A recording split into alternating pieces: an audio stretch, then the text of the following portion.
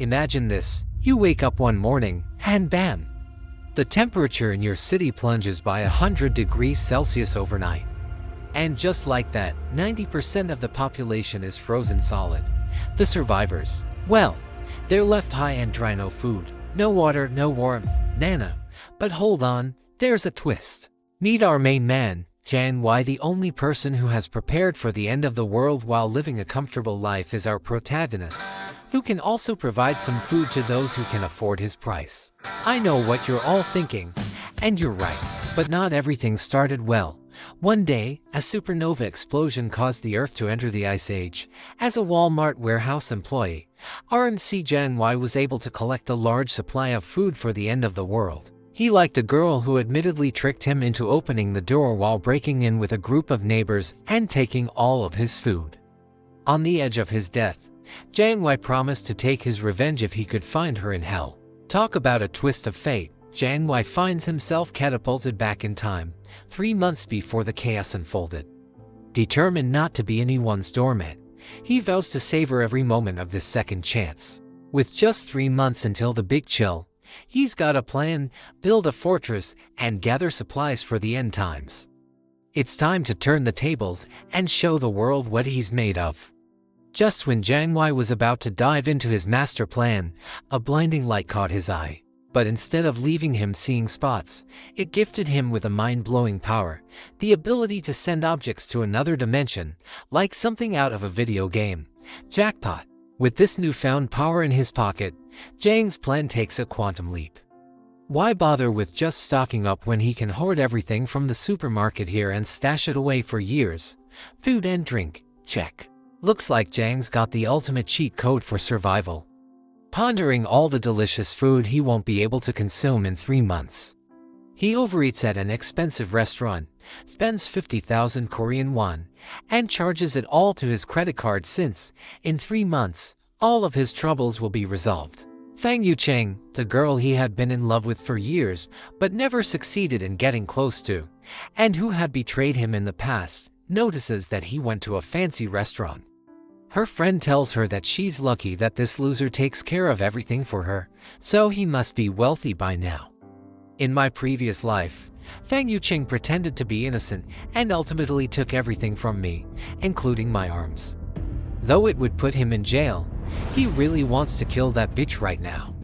He has to wait for the end of the world before taking action. Manhwa asks, "Do you want to go grocery shopping?" while flashing his bank card. He uses them to carry everything, and they gladly accept it in the hopes of making a profit. They ask why there is so much food, and he says you never know when an apocalypse will strike, so it's best to be prepared.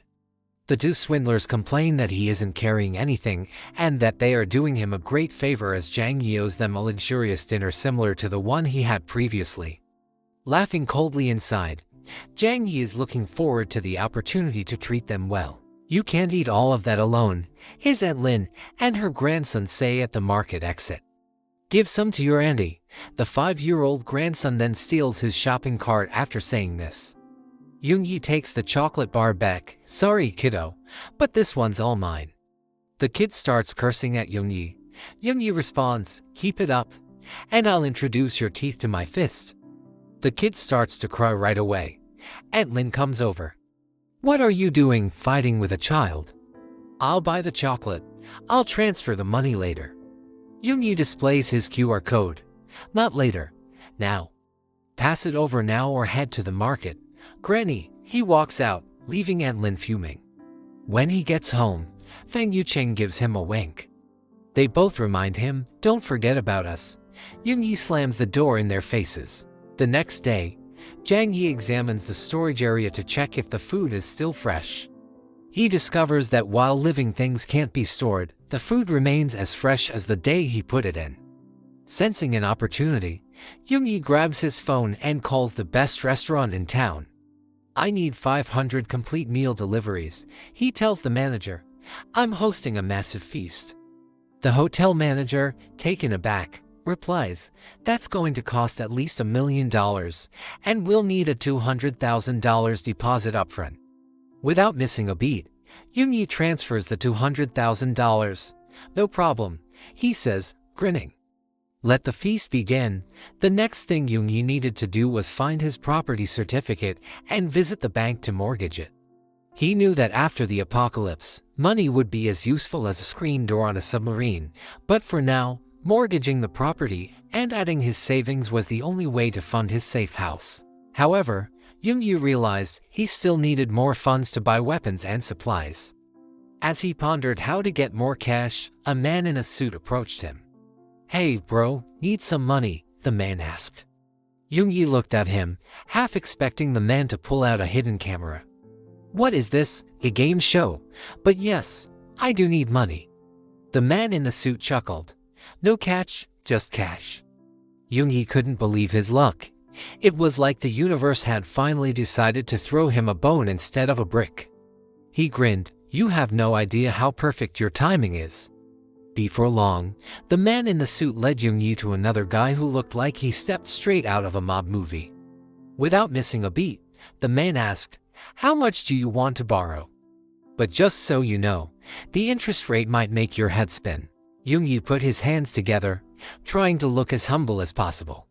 "The most important thing is to raise the money as quickly as possible. I don't care if the interest rate makes my wallet cry." He ended up mortgaging both his house and his beloved Mercedes. After the transaction, both parties walked away feeling like they had struck the deal of the century. Yoongi managed to take out a $4 million mortgage on his $300,000 car and a $5 million mortgage on his house. Yoongi couldn't help but chuckle to himself. He knew my car was worth its weight in gold. Now, let's build that fortress and stock up like it's the end of the world. Oh wait, it is.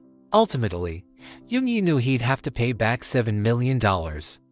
These guys are practically saints, he thought, just handing out money for me to spend. Next stop, the top security company in town. As he walked in, a manager approached him. "How can we help you today?" Yoongi got straight to the point. "I need a safe house for the apocalypse." The manager showed him some plans, but Yoongi wasn't impressed. No. I want a 360 blind spot free monitoring system, an air filtration system, and reinforcement with aviation materials. And I want bulletproof glass on the balcony. Oh, and the front door should be as strong as a bank vault door." The manager's eyes widened. "That's quite the list. Anything else?" Yoongi leaned in, whispering like they were in a spy movie. "And I need weapons, lots of them." The manager blinked, caught off guard. "We can get you everything except the weapons." Yoongi sighed. "Well, I guess I'll just have to find my bazookas elsewhere." Yoongi surveyed the final plan for his fortress-like house, nodding in satisfaction. It was practically impenetrable. The price tag, a cool $8 million. With the deposit paid, he urged the workers to start immediately. Next on his agenda, weapon acquisition. Luckily, a local hunting club owner had some crossbows for sale, perfect for apocalypse defense.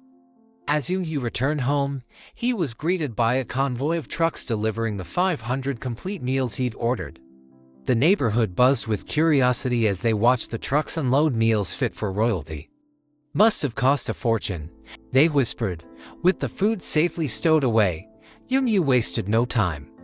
The next day, the security firm's employees arrived, ready to turn his vision into reality. As construction began, neighbors couldn't help but chuckle at Yoongi's project. "Has he lost his marbles?" they joked. But Yoongi paid them no mind. He knew they'd be eating their words when the apocalypse hit and his fortress stood tall. Yoongi, always one step ahead, approached his workplace's manager with a proposition. He'd buy a portion of the medical supplies at twice the going rate. This deal secured him first dibs on all purchases, even snatching items already sold to other companies. With a sly smile, he carted these goods home, one by one. Fang Yusing became aware of his recent stockpiling activities and asked about whether anything significant was going to happen. Mentioning that she had been thinking a lot about him recently, he didn't want to respond to Fang Yuqing's fake concern, leaving her angry. She was suddenly ignored by Zhang Yi, the suck-up who used to comply with all of her requests. Her closest friend just laughed at her situation.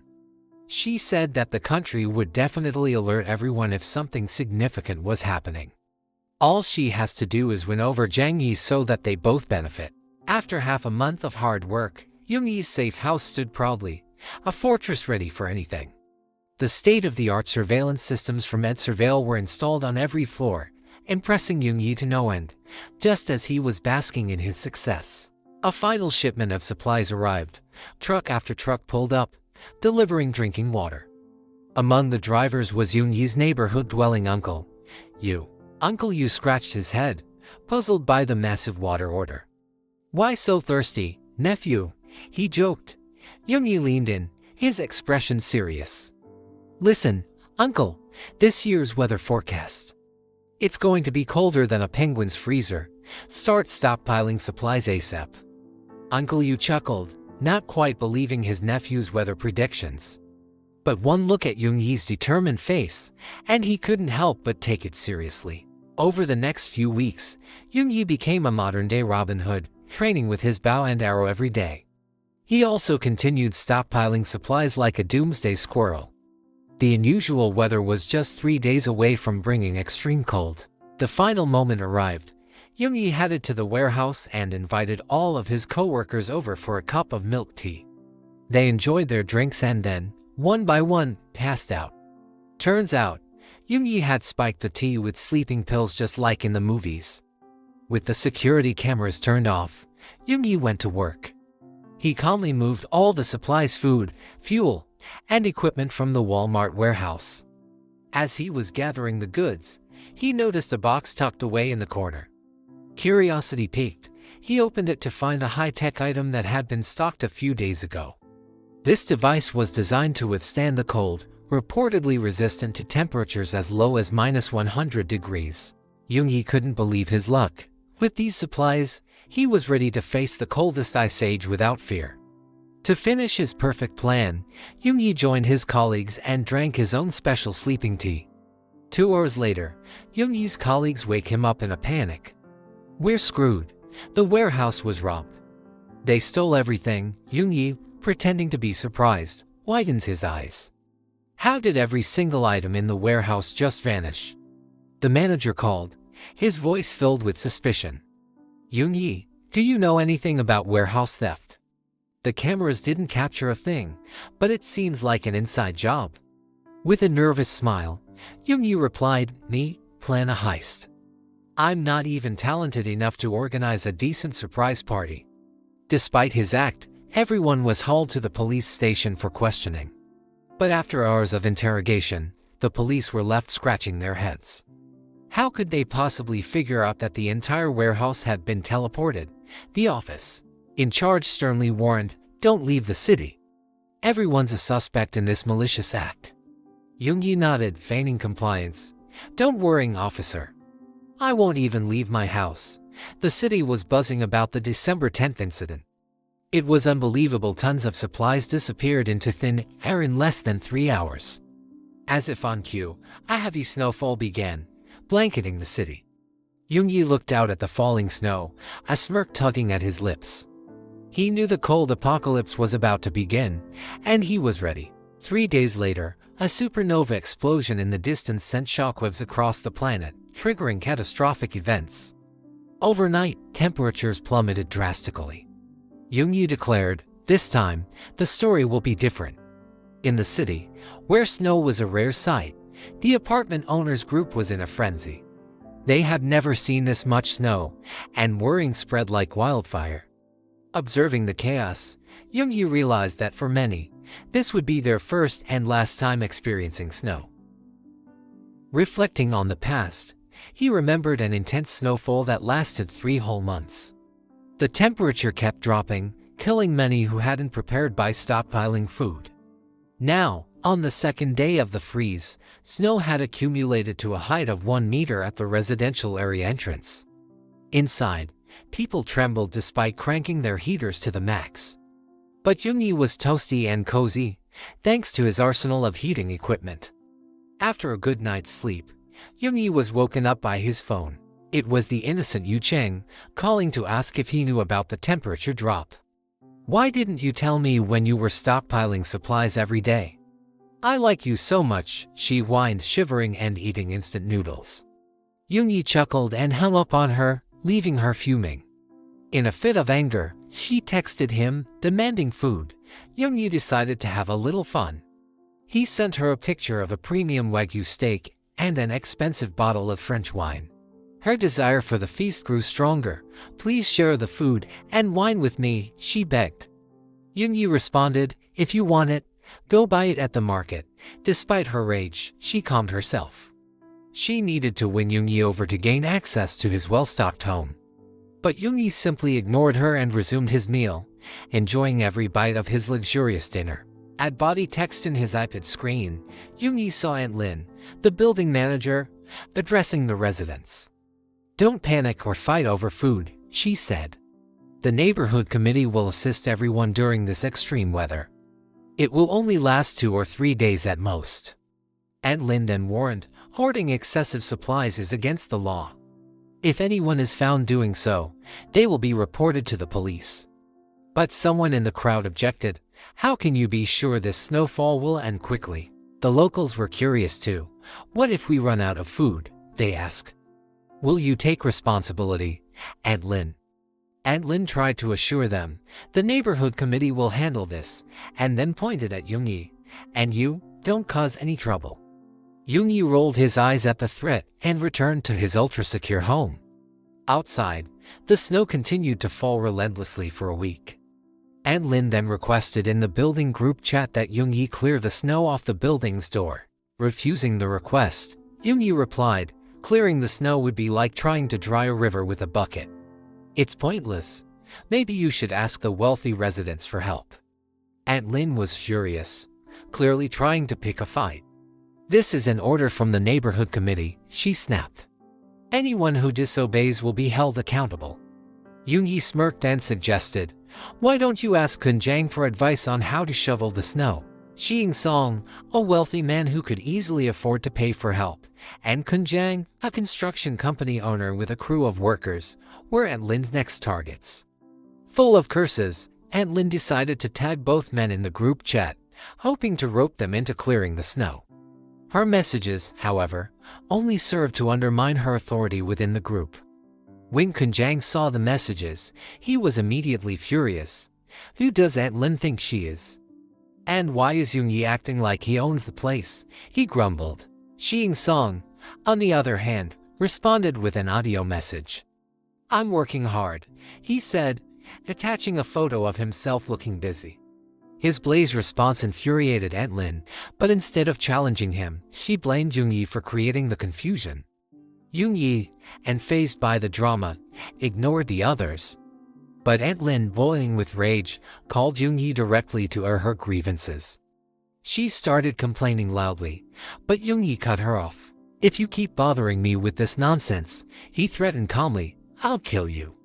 Aunt Lin was left speechless, and the group chat fell silent. Yoongi went back to his cozy fortress, unbothered by the chaos he had left in his wake. As Aunt Lin hung up the phone, still trembling from fear, a loud bang echoed from the front door. Chen Jiang's voice pierced through the chaos, seething with anger. You thought you could act all high and mighty in the chat, huh? Well, I'm here to show you who's boss. Yoongi, unfazed by the threat, grabbed his bow and made his way to the door. Through the peephole, he saw Chen Jiang kicking and aiming through the opening. Their exchange was tense. Who's gonna kill whom first? Yoongi taunted, drawing back his bowstring. Before Chen Jiang could respond, Yoongi loosed an arrow through the peephole, striking Chen Jiang in the leg. The once proud man now lay on the ground, screaming in agony. Nobody expected the seemingly innocent and naive Yoongi to retaliate in such a brutal manner. But this was just the beginning of his cold weather revenge. As Chen Jiang writhed in pain, realizing he may die if not treated quickly, he tried to call for help. But the snow had made it impossible for anyone to respond. With his leg numb and cold, he was left to treat himself. After removing the arrow, Chen Jiang picked up the phone once more, threatening the group and warning Yoongi not to say anything foolish. But Yoongi's response was chilling. Come here again, and I'll kill you, he declared with unwavering confidence. The revelation of this discussion sent shockwaves through the chat group, leaving its members horrified and questioning just how far Yoongi was willing to go. He quickly dialed each of his staff members, rallying them to his aid. Within minutes, a large group armed with weapons gathered at his house, led by the formidable second-hand Saitama. "You've crossed a line today, Jang Yi," second-hand Saitama declared as they approached Yoongi's door. "Is today the day of your reckoning?" With a swift strike, second-hand Saitama's sword shattered against the supposedly wooden door. To their surprise, the door was solid metal, a fortress in itself. "How many enemies does this kid have?" Baldi wondered aloud. A bank isn't as secure as his home. As they watched the security footage, Yoongi noticed the group looked weak and hungry. He hatched a plan and grabbed a hose, running water from the kitchen tap. When he opened the door, the workers outside were confused. But as the cold water sprayed over them, they fell to the frozen ground, unable to withstand the bitter chill. Satisfied with the outcome, Yoongi watched as only a few managed to escape, shivering in the cold. When they reported back to Kunyang, he was furious. "How did he outsmart you?" he demanded, his anger boiling over. The three survivors explained how Yoongi had cleverly installed a steel door and used it to unleash the icy water upon them. Kunyang knew Yoongi couldn't hide forever. "Place men to watch his door day and night," he ordered. "We'll get him when he least expects it." Uncle Yu and a few brave souls attempted to clear a path to the supermarket, but they quickly realized they were no match for the relentless snowfall. Defeated, they trudged back home, realizing that human effort alone couldn't conquer such a massive snow disaster. Yoongi, watching from his cozy home, knew the truth. 95% of the world's population had perished from freezing to death during this calamity. A concerned message popped up from Fang Yucheng, but her thoughts quickly turned to food. "Are you okay?" she asked. "I'm out of food. I'll invite you to dinner if you share some of yours." Yoongi, ever the tease, sent her a picture of a sumptuous lobster dinner already in progress. Fang Yucheng's irritation was palpable. Perhaps this was why he was single, she mused. Seizing the opportunity, her best friend chimed in. "You made Fang Yucheng sad now." Yoongi shrugged off the drama, knowing the snow wouldn't last long. But Fang Yucheng's best friend wasn't giving up so easily. How can he help his sweet neighbors? Maybe even win over Fang Yucheng, she pondered. Yoongi simply replied with an "oh," further irritating Fang Yucheng. Suddenly, this supposed loser transformed into an unexpected hero. Fang Yucheng gives up trying to understand why his loser attitude changed, and all of a sudden they realize they can use a loser who has less money if this one is no longer served. Another loser, Zhou Ping, was called by Fang Yucheng. He dashed in with a large bag of supplies, claiming it was all the food he had before Yaling could fool another sucker.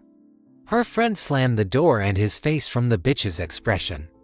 She was only thinking about getting revenge on Jang Yi for ignoring her, and she didn't even care. As 5 days passed and the snow continued to blanket the neighborhood, Yoongi savored a piece of chicken, knowing the real drama was about to begin. With the electricity out, darkness enveloped the buildings, prompting neighbors to emerge from their homes, seeking information about each other's access to power. With no electricity or water, the heater ceased to function, and the cold began to seep in, threatening to freeze anyone caught unprepared. Yoongi, ever resourceful, brushed his teeth while firing up the generator he had wisely purchased beforehand. Aunt Lin, trembling as she cradled her grandson, realized the severity of the situation. She had not anticipated the snowstorm lasting this long. Then, a message arrived, claiming to hold the key to the mystery, a once-in-a-lifetime global phenomenon occurring every 100,000 years, potentially leading to mass extinction.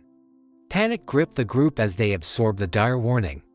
Aunt Lin, taken aback by the gravity of the situation, devised a plan to enforce fasting among the residents before revealing the news. In the owner group, Aunt Lin writes a message informing everyone not to worry. This calamity is only momentary. Currently, workers are fixing the power and water outages. These unusual events have led the authorities to issue an order. The neighborhood committee will oversee all property owners. Police will arrest and question those who refuse to cooperate. Everyone, especially Kunjang, feels irritated to see this message, but since it's a police order, he must comply even though he has influence. Meanwhile, Lin remains in the group chat. Because of the impact of the snowstorm, the neighborhood committee has decided to collect all supplies from each owner and distribute them evenly to everyone in order to help alleviate the crisis. After noticing this message, Zhang Yi recalls that she stole food from every resident in her previous life, exactly as she did now. Lin made a mistake when she told Zhang Yi in private, "My nephew, you work in the warehouse. I last saw you purchasing 3 truckloads of merchandise. It seems like you stored up a lot of food. It's time for you to step up." Angrily, Zhang Yi responds right away with an audio message. He claims that after eating too much, he ran out of supplies at home. "Come share some of what she gathers from the building with me." The old lady nearly suffered a heart attack after listening to this audio. How on earth could he have spoiled everything so fast? However, the lady calms down and answers politely after realizing that she and her grandson are in dire straits and are dependent on Zhang Yi. "This is an order that you must follow from the organization. I'll report after the snow has cleared." Your good work for the organization. If Zhang Yi hadn't died the last time, he would have believed her, he says. "I'm not lying, and I'm starving and there's nothing to eat at home. Would you please send me some instant noodles?" When Lin heard this, she lost control and told Zhang Yi that continuing to hold onto your supplies is equivalent to disobeying the organization. "I will report each and every one of you." Zhang Yi dismissed her, claiming she was nothing. Lin became annoyed over this when she slammed her phone against the wall and became very angry with Zhang Yi. When she realized she was getting no advantage, Yin turned her attention to seeing if she could trick some of the other owners. That would be enough. After 2 days, when Yin was still lying, a few owners sent the old lady supplies. When Zhang Yi saw this situation, he thought everyone was stupid for believing in anyone in this post-apocalyptic world. The world must be in chaos after such a long time. People had 2 options: hunt for food or wait to starve to death because there was not enough food. At body text as the hunger pangs grew louder, the owners bombarded Lin with messages, demanding their fair share of the loot. "We're starving over here," they cried out. But Lin, the master manipulator, wasn't budging. "Why should I give away what I worked so hard for?" she sneered, enjoying her newfound power. Suddenly, her phone buzzed with an ominous call from Chen Jiang. Sweat trickled down her brow. What did he want with her? With ice in his voice, Chen Jiang accused Lin of hoarding supplies for herself. But Lin, ever the smooth talker, spun a tale about community duty and committee arrangements. But Chen Jiang wasn't buying it. "Perfect," he said ominously, ready to redistribute the supplies to those in need. Lin scrambled to cover her tracks, stammering about unsorted supplies and tardy owners. But Chen Jiang wasn't interested in excuses. He barged into her house with his hungry crew, ready to serve up some justice literally. Meanwhile, Yi watched the drama unfold from the comfort of his fortress, munching on a sausage and monitoring the chaos through his security cameras. With a mischievous grin, he considered capturing the whole scene and sharing it with the group chat because who doesn't love a little reality TV drama, apocalypse style? She attempted to stop Chen Jiang when she realized they would take everything and leave nothing behind. "Some of the supplies listed here are ones that I personally stock. Without these supplies, how will she and her grandson survive?" Chen Jiang said, "Fuck you," and kicked the old lady. Startled, the grandson reached for a bread knife to protect his grandma and stabbed the man in the ass. The worker gave the boy a chest kick after sensing pain, while others made fun of him. The resident group was watching everything, and they cheered and enjoyed it. Chen Jiang showed no concern for this and even stated that this is what she deserved for lying to us. "You handle scammers that way, you old leer."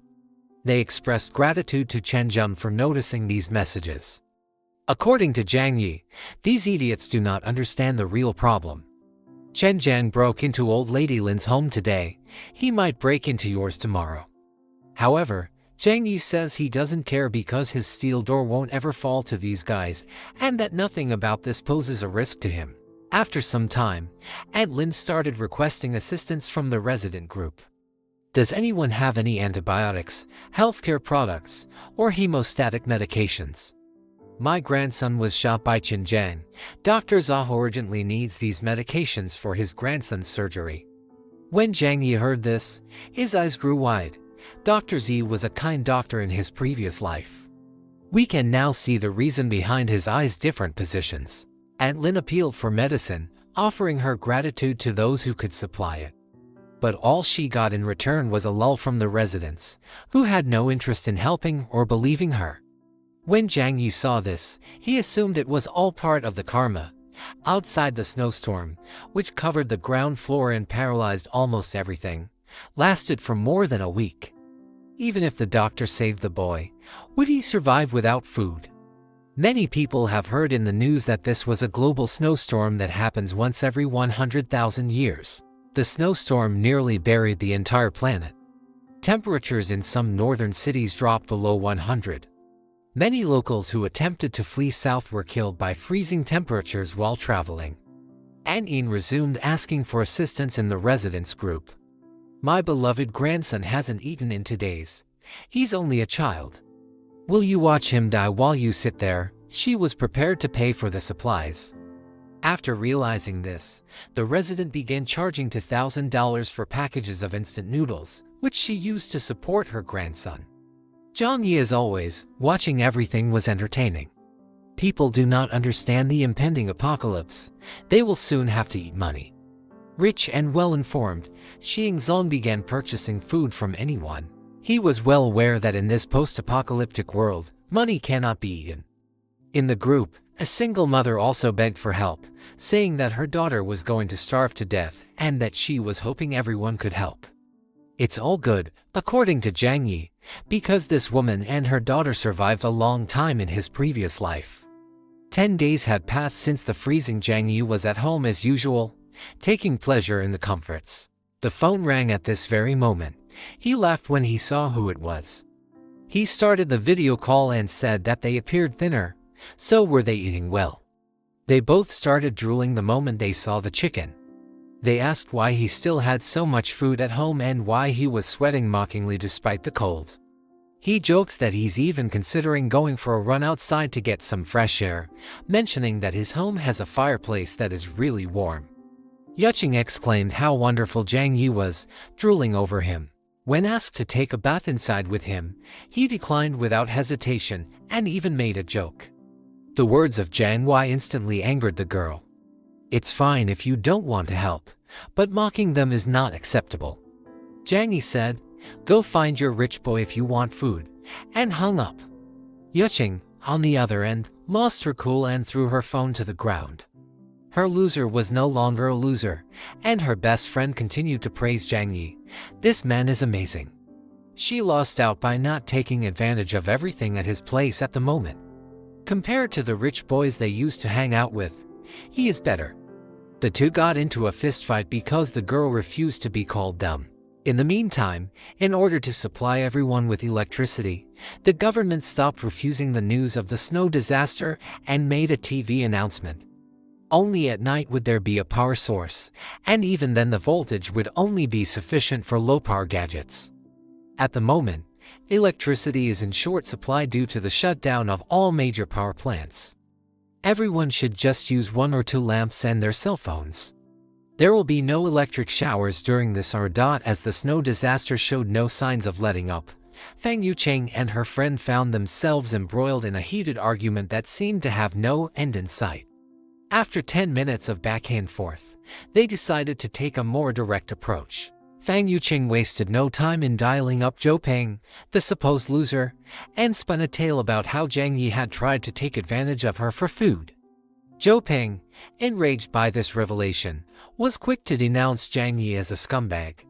Seizing the opportunity, Fang Yucheng slyly convinced Zhou Peng to join her in confronting Jiang Yi at his home, under the guise of reclaiming what was rightfully theirs. Before they knew it, all 3 of them stood at Jiang Yi's doorstep, each concealing a kitchen knife as they knocked. Little did they know, Jiang Yi was watching their every move through the security cameras. Observing their approach, he realized They were oblivious to being watched.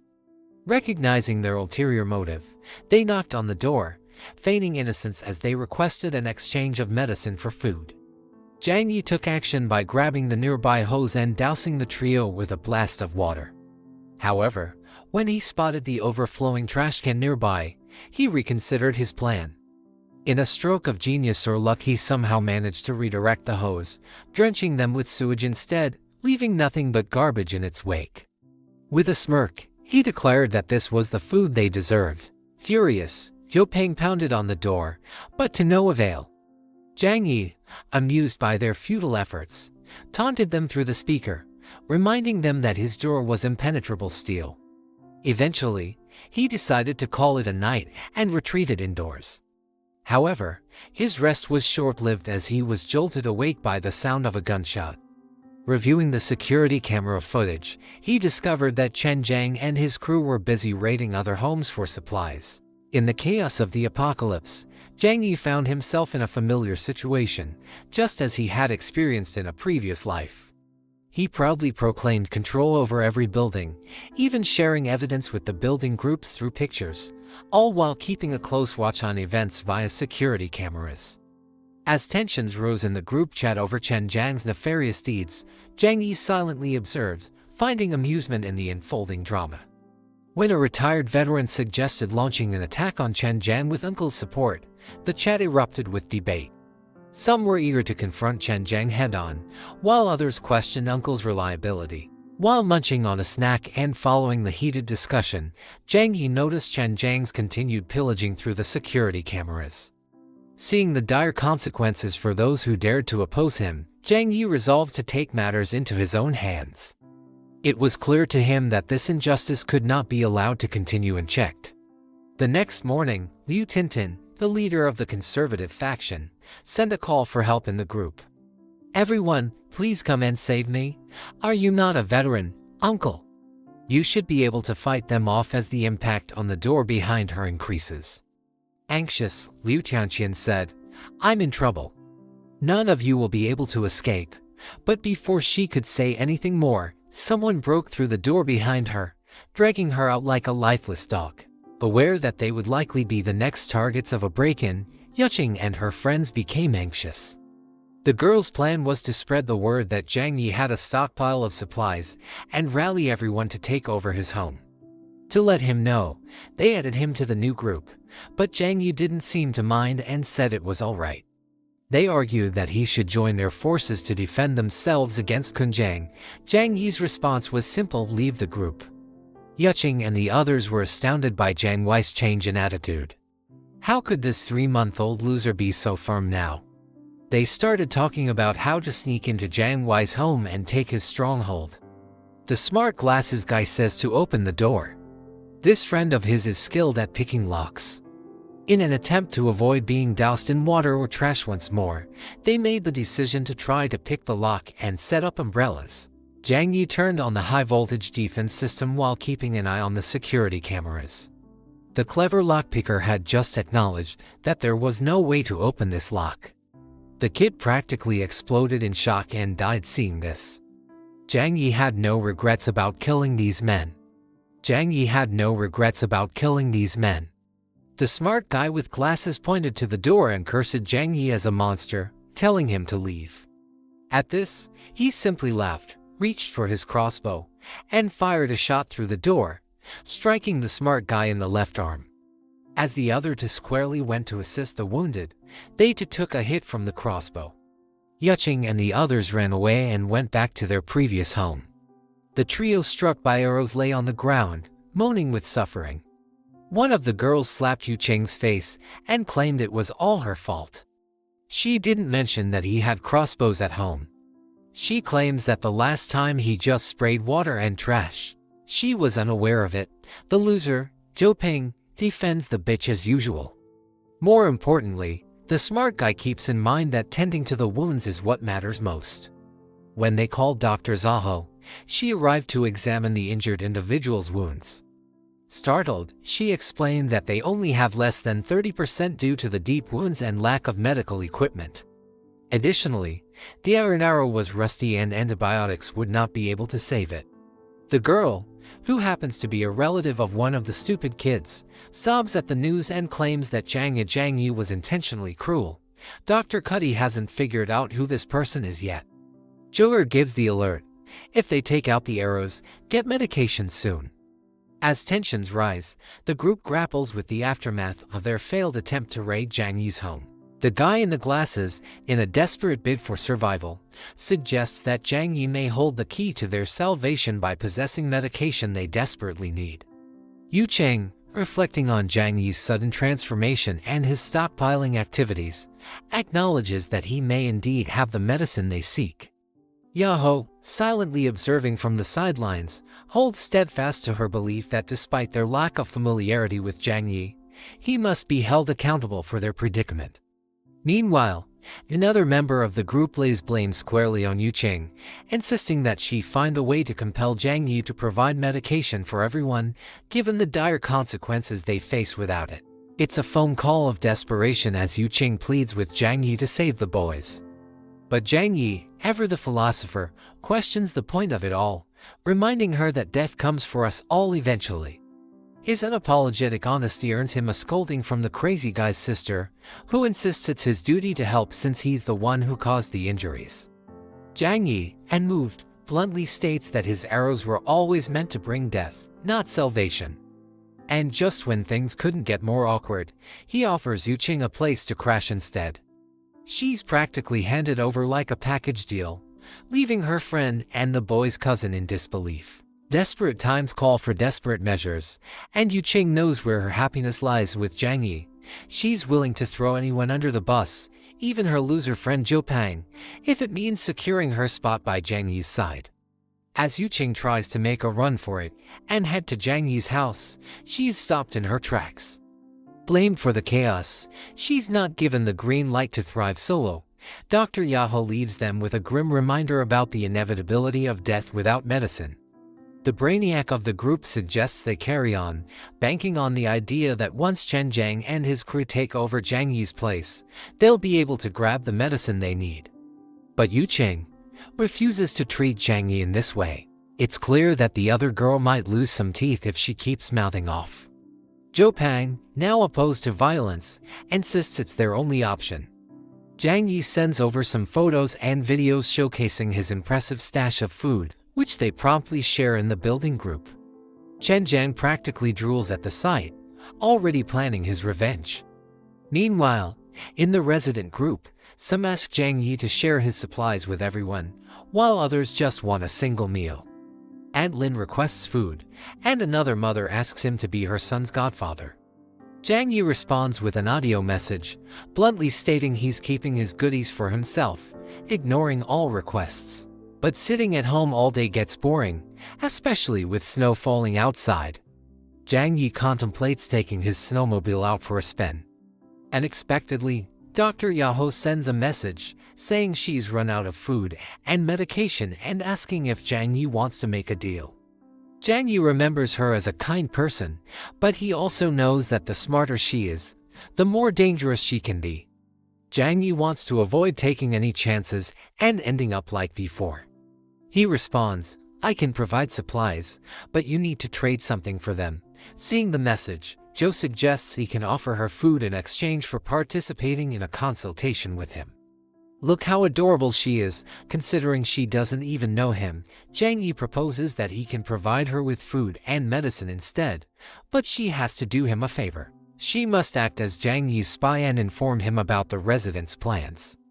The catch is, she can either stand by his side or go with the flow and meet the same fate as everyone else, whether she likes it or not.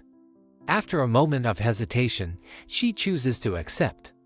At the moment, the smart guy wearing glasses gives a final threat. This is your last chance, Jang Yi. Will you deliver the supplies or will you ignore the message? Saying that his food has run out, Jang Wei trolls the group. The wounded smart guy threatens him, and Chen Jiang forms a group without Jang Yi to take everything.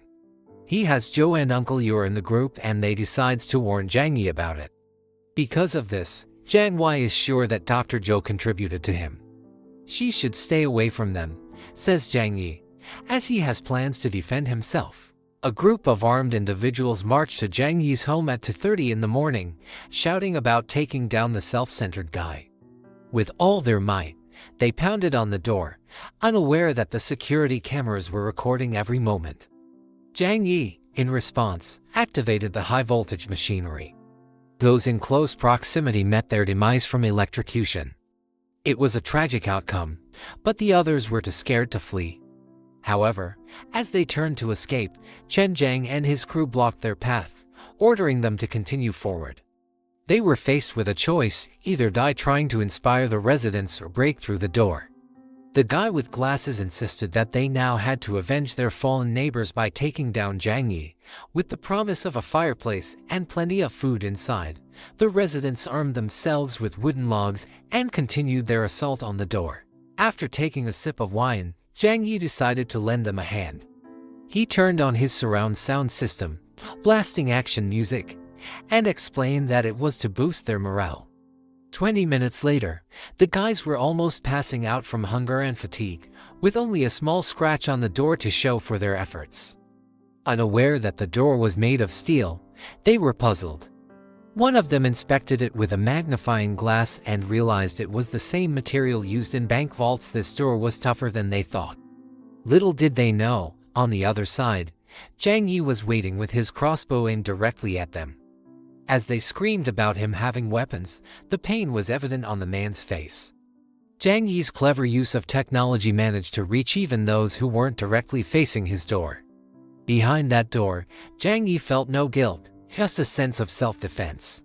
As they realized the door was reinforced with steel and impenetrable, their attention turned to the surrounding walls, hoping for a weak spot. After a few hits, there was a metallic sound, surprising them all. Upon investigation, they found steel lining the walls, leaving them baffled. Who would fortify their walls like this? They tried other spots, but every corner was reinforced. Visiting the apartments above and below, they discovered the same steel structure. It was clear that without proper tools, breaking through these walls was impossible. In their frustration, they blamed Zhang Yi for his egotism and accused him of being self-centered. In a moment of desperation, the idea of cannibalism briefly crossed their minds as they exchanged hungry glances.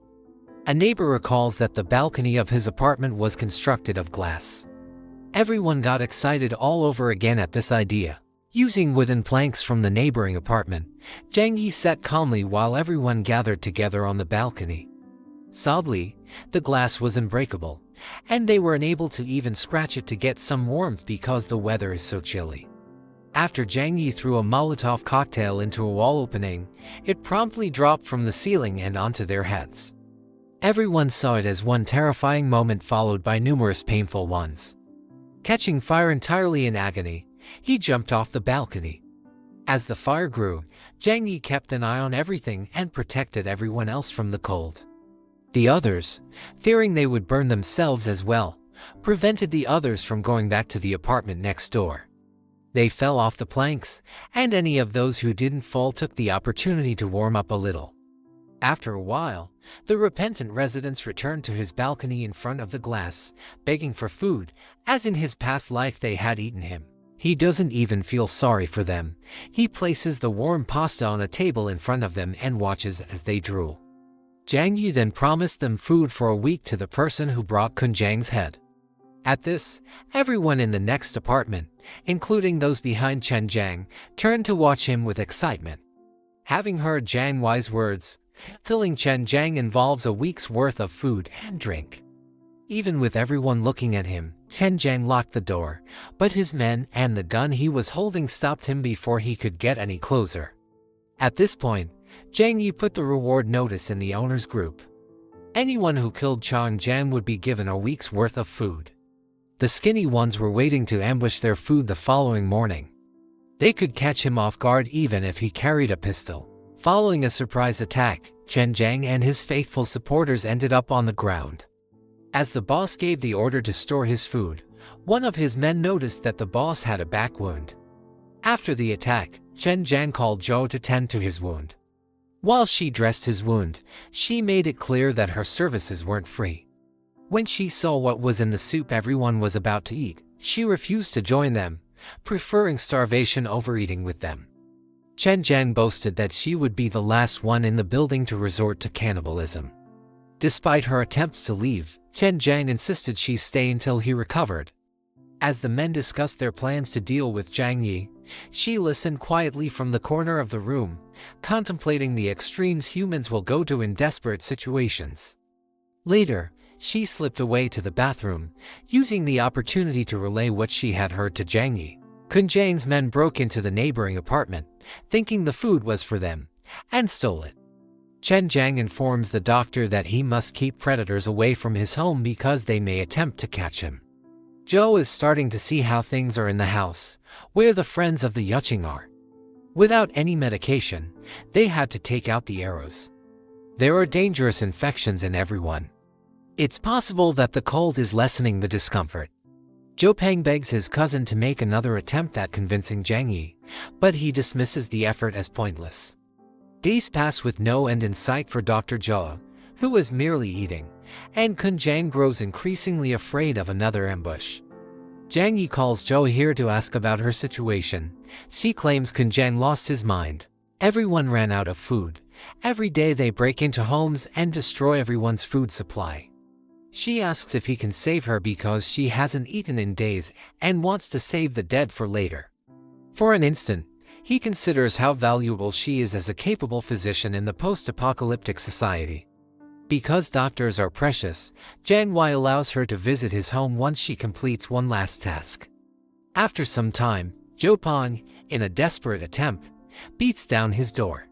He claims that Yuqing, his love, is starving. He knocked on Jiang Yi's door and begged for food for the girl who had rejected and used him.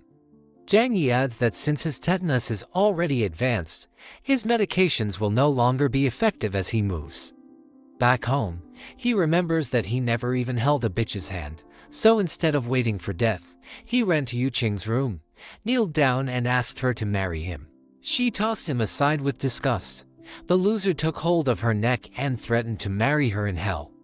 She slapped him in the face, saying she belonged to Jiang Yizhengpang, then said he'd have to go to hell to get her. We went back to Dr. Zhuer. She assured the men that although she would prepare a good meal for them today, they wouldn't even realize the meat wasn't ordinary. They believed she had moved on from pride. She tells them she doesn't want to die as much as they do. She says she handled the remaining portion by herself, adding something to the soup and thoroughly stirring it after lending a hand. She had to force herself not to throw up at that moment. She served everyone later on. The soup had a really appealing appearance.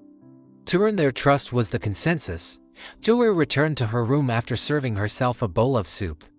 Hoping her medicine would take effect, she put a whole vial of sleeping pills in it, and in minutes everyone was asleep, relieved at work. Everyone was asleep, she wrote in a message. What action should she take next? Jiang Wei gives the order to lead everyone out onto the balcony. He stood cold, observing everything from the other side. Is he planning to kill them? She wonders. When he heard this, he threw a rope and roughly told her to tie everyone to the balcony railing. She said he could at least help, but he says she's the one being tested here. Concerned, she grabbed Chen Jiang's gun and tied everyone to the railing. Throw the gun at him and take out the magazine, he warned her. She even tried to bargain if she should trust him, but with the argument that it's her only choice. Zhou obeyed and threw the gun at Jiang Yi. After getting the gun, he looked it over to make sure it was the same one Chen Jiang had used. Then, he returned to the room and got a water hose. Without even alerting Zhou, she entered the apartment as the water was falling. Soon after, Kun Jiang and the others woke up, screaming, and saw their hands and feet tied together. He became aware that he was drugged. Now all he could manage was a few courses at Jiang Yi. Kun Jiang changed from a human being into a popsicle with a few water jets. Dr. Zhou was too frail to even answer the phone and say the situation was solved. A short while later, our dazzling doctor was standing at Jiang Wei's door, watching through the cameras. As things have gone smoothly thus far, he still wanted to be sure there were no hazards. He pointed the gun at her, and she should open the heavy door and go inside. When she did get in, she collapsed to the ground. The apartment's warmth alone was sufficient. Jang Yi approaches quietly and says, "It's not over yet." He needs to ensure Jewel isn't hiding anything. Flushing with embarrassment, she knows what he expects. Understanding her precarious situation, she removes her clothing, leaving only her underwear to prove she has nothing concealed. Satisfied, Jang Yi leads her to a room, instructing her to change and take a shower. As soon as he hears the water running, he swiftly confiscates every item from her medical kit, believing caution is always best. A short while later, Jewel emerges in pajamas, a sight that unexpectedly softens Jang Yi. He asks her to sit and dry her hair, explaining that he spared her because he values her skills. However, he warns her sternly that any disobedience will be met without mercy. Jang Yi designates the room as hers from now on, forbidding her from wandering without his permission. Jewel comprehends the severe consequences of stepping out of line. Jang Yi acknowledges that in this chaotic world, joining him was her smartest move to strengthen their trust. To cement this trust, Jang Yi decides to reveal his secret. He demonstrates why he's always prepared. He has a hidden power, an ability to access a dimensional storeroom. He materializes a loaf of bread in front of her, warning that if she betrays or kills him, she will have nothing to eat and will starve. Realizing the gravity of his power, Jewel understands why Jang Yi is so composed. Overwhelmed, she eats ravenously, nearly choking and even crying with emotion. With her hunger and thirst finally sated, Jewel accepts her new role. She will now be responsible for all housework, her survival tied to her compliance, and the food Jang Yi provides. The scoundrel interrupted her before she could accept him, asking what more she could do. As an intelligent person, she knew what he wanted. Jang Yi's eyes widen even more upon seeing the scene. Besides companionship and help with the tasks, now they would be a couple like any couple. They would have their moment of exercise together, and our beautiful doctor, Jokir, would have plenty of food. The next day, looking at Jokir still sleeping, Jang Yi says she must have been very tired from last night. It is very nice to have a woman around when they are unable to leave the house. After getting dressed, they headed to have breakfast. A life with more luxury than before the apocalypse. Jang Yi threw one of the specialized cold coats at her. Jang Yi said she still had work to do as she went outside. He gave the baseball bat to her. She was part of the team that helped freeze the guys outside, but now Jewel has to go destroy the frozen bodies without giving any explanation. Without hesitation, she went there and began to smash the popsicles. Jang Yi was filming all of the doctor's laborious work in the meantime. She just kept hammering, not even minding that she was being filmed. The recording was made with the intention of sending it to the resident group so that everyone could see that Chen Jiang, the person who had been frightening everyone, had broken up. The residents of their houses didn't even consider criticizing or questioning the doctors there. Happy with the outcome, they just applauded and rejoiced. It was Yuqing who reached out to Jang Yi, catching him off guard as he hadn't known she was still alive. With a wild look in her eyes, Yuqing declared she had heard of Chen Jiang's death and was now ready to be with Jang Yi, mistakenly believing that Jewel was no longer in the picture. Yuqing's friends, poised to harm her, created a tense backdrop as screams echoed from the other side. Seizing the moment to manipulate the situation further, Jang Yi sent Yuqing a photo of Jewel with a message declaring her as his fiancée. Upon seeing the message, Yuqing immediately broke away from her friends, desperate to verify the claim. In a frenzy, she declared her undying love for Jang Yi, but he coldly dismissed her, stating that she didn't matter to him anymore. He emphasized that his true affection was for the woman currently by his side, Jewel. With those harsh words, he hung up, leaving Yuqing devastated and alone. Seeing this, Jewel hurried over, feeling a deep sense of crisis. She was terrified that Jang Yi might abandon her.